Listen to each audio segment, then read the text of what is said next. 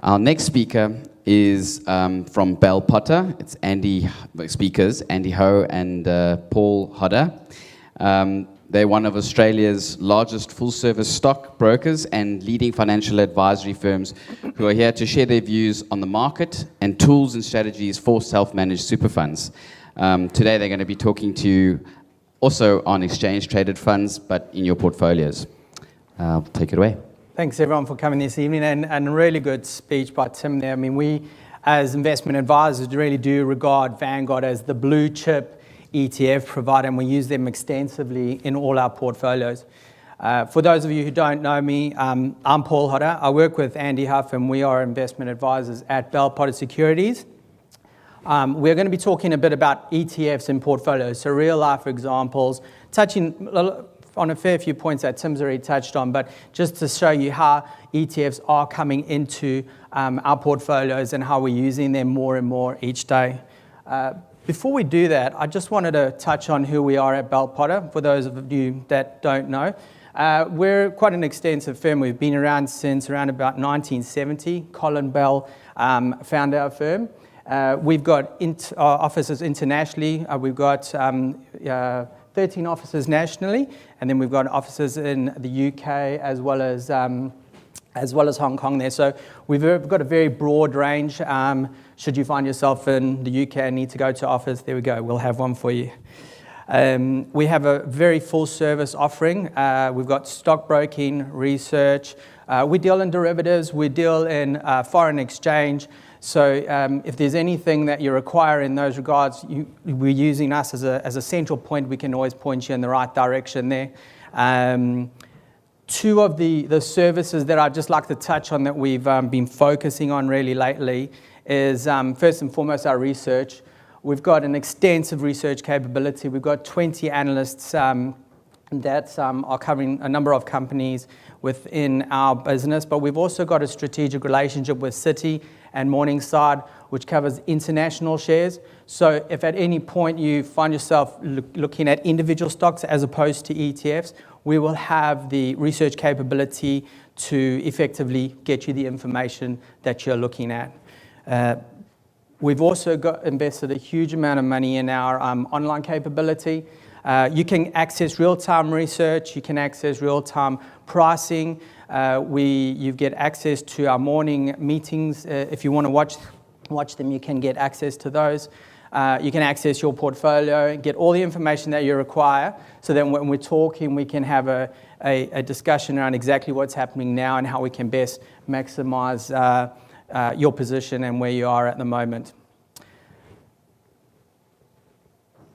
I wanted to just use 4 examples, and very simple examples of ETFs and where we're finding that they've been used more and more often, because it is a hugely growing asset class within our portfolios, and the benefits are quite evident. As we've been using them now pretty actively for the last 3 or 4 years, and everyone that we've got onto the ETFs has really enjoyed the performance and the diversification that goes along with them. But the first instance is the small portfolios, and Tim did mention this. If we've got a client that's starting off for the first time in Australia, for example, or it's a client that's starting out as a new person to the business world, they've got potentially under $100,000 that they would like to invest, but they want diversification, they want a cost-effective solution, and let's say they would like Australian exposure there. We would always consider an ETF as a starting point because of the costs. The costs are paramount for small portfolios. To keep those under wraps is hugely a successful endeavor. So in this instance, we'd go an exchange-traded fund, and the example that I've given there is the Vanguard Australian Share Index, where you get 300 equities that covers over 90% of the value of the Australian market. I'm also seeing a lot of new people that have come to Australia for the first time, and they're looking for an equity exposure. They're not sure, what Lendlease is doing or what ANZ or who these companies are. And in that instance, you're handing over the reins to someone else that through this exchange-traded fund. So you're still getting all the benefits of investing in the market without having to buy each individual share within the market. The second example, and Tim did touch on this, is global exposure. A lot of Australian funds have got a huge amount of exposure to the Australian market, both cash as well as the equity side. However, we only represent 2% of the global market.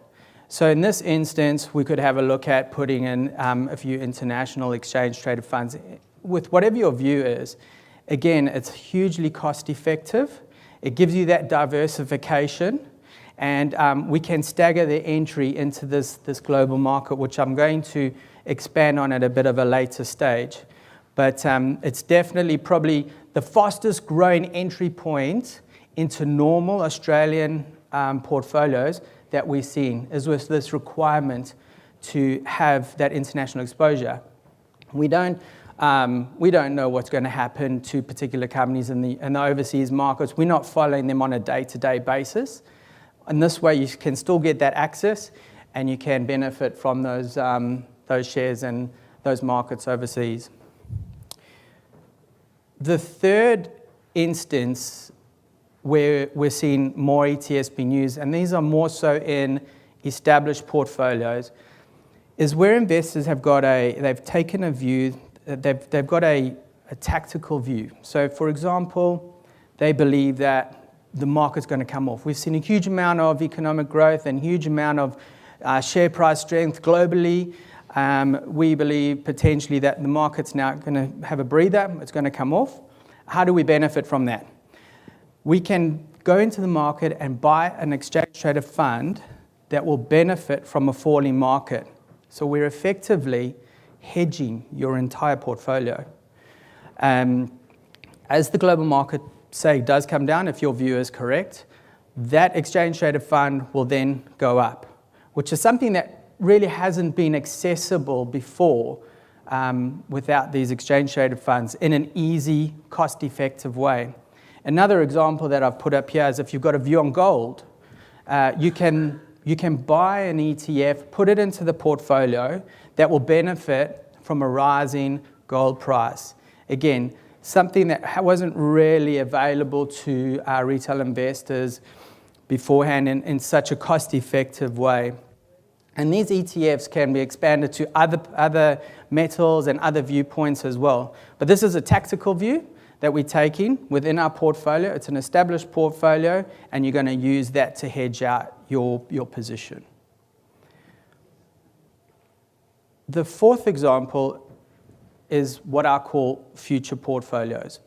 And again, it's going back to having your core exchange-traded funds. If we've got a Vanguard Australian share index, we've got a global fund, and then we've also got a high-yielding fund. So you've effectively got your exposure. However, you still want to have direct shares as well. Well, I'm seeing the future portfolios of tomorrow will still have those direct share investments. However, they'll be what I would call a satellite exposure. So you've got your core, your heart of your portfolio through the exchange-traded funds. However, you might want to invest in an initial public offering in the market. Say, for example, you want to invest in Medibank. Now, that might not be provided through an ETF, so you'd actually put that alongside your exchange-traded funds. The other view might be more of a tactical view. You want to add a short-term gold or a short-term bear ETF. Again, that would be more of a satellite position within the fund. If you want to enhance your dividends through direct share exposure, you can still do that through these more of a satellite position there as well. Or take a trading strategy. If you think that there's going to be good news in a particular company, you can still take those trading strategies and know that your representation of your core heart of the portfolio is well and truly covered by the exchange-traded funds that are out there. That's for a new portfolio. I'm getting a lot of questions about, I've got a current portfolio, I'm looking for exchange-traded fund exposure. How do I get that without quickly selling down everything?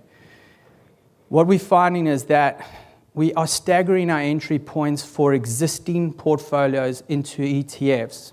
So for example, The banks have had recently had a very significant run in our market till about 4 weeks ago.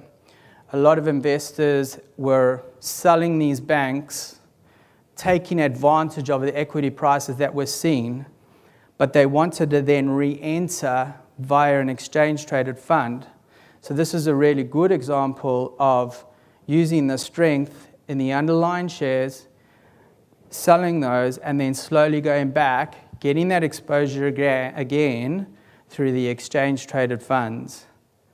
And that's a gradual process of then getting the exchange-traded funds into the portfolio. If you are looking for global exposure, you can do the same thing there as well. Slowly implementing when you feel that the time is right. Timing is never, an instance for long-term investors, but it's a gradual process to get used to exactly how they operate and exactly the benefits that you can see through those portfolios. And I wanted to keep it very, very simple tonight and let you have a think about those 4 instances where we are using exchange-traded funds. But Annie and myself will be around for questions afterwards. Please come and have a chat to us, and we can give you a little bit more information about exactly how we are implementing ETFs in our super funds and normal funds. Thank you.